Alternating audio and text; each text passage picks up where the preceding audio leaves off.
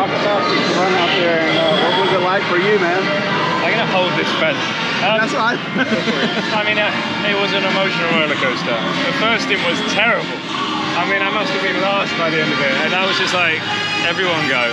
I need to just drive. I need to find a rhythm because I've never gone through a corner too wide so often, and trying to place my car in the right place, I just got it wrong every time.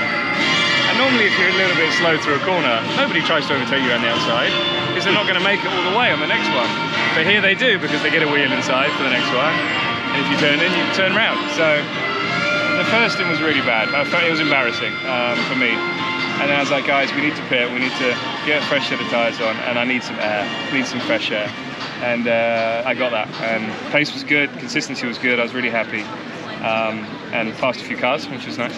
And then we got a little bit unlucky with the safety car because it was just two laps before our window. Pitted.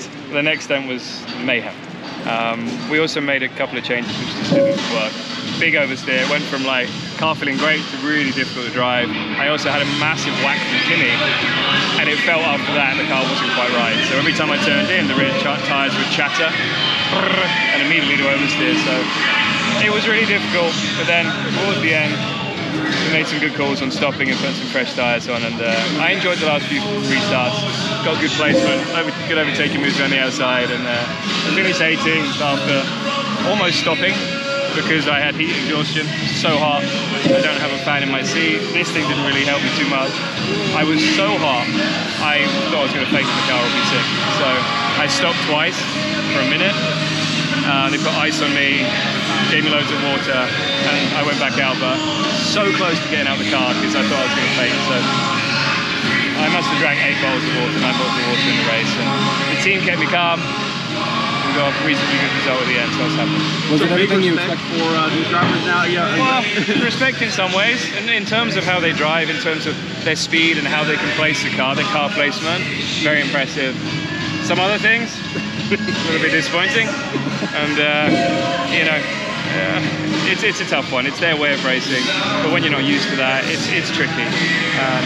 It looks good on TV, I'm sure, but you could be minding your own business and get a whack in the rear corner, and they weren't even trying to overtake you. They just got a push from behind, and it's a tough one. But so to come through that, I hit every corner, every wheel scratch, rubber everywhere. But to come through it and get a reasonable result, very happy with that, and I gave as good as I got, which also pleased me. So, the lack of respect the drivers have for each other within the field, when you're seeing that around these races, how do you process that when you haven't raced like that? Well, it's really difficult because most of the time you don't expect them to put the car where they put it, so you don't get ready for it, and you're not like, oh, okay, well, he's going to go there, so I'm going to place the car in a different way. You drive your racing line because it's the quickest way, and then suddenly someone's got an inch of nose in the inside and can turn you around. So it took me a while to get used to. I also haven't raced for 3 years, so that was kind of a shock to the system. But then you learn it and you give as good as you get, and it's a bit more enjoyable. And this circuit doesn't help, the way it's laid out. The drivers will drive, drivers will be drivers, drivers will be aggressive until they're penalised. But you're not going to stop doing it, so you just got to go with it. And it's a baptism of fire, definitely. But fair play to their racecraft and where they can put a car. That's what impressed me the most. Some really good drivers in NASCAR and Cup Series, especially on road courses, which surprised me a bit. So fair play, and thank you Mobile One Racing and Mobile One for this opportunity. As you can see, my head's spinning. Also to Ware Racing for having me and getting me up to speed, and Stuart Haas. It's been a big learning curve, but they've put me on the right track and given me the tools. So that's been pretty awesome. Was it everything you expected, or did anything stand out to you that caught you off guard? It was all more extreme than I thought, especially the first stint, as I said. So everything was more extreme than I thought. So yeah, but I'll learn, and I'm gonna get better, and I look forward to that, improvement, confidence in myself, confidence in the car, confidence in the team, and racing these guys. So what do you take from here, going to Chicago and Indy? I don't know yet. I need to rest.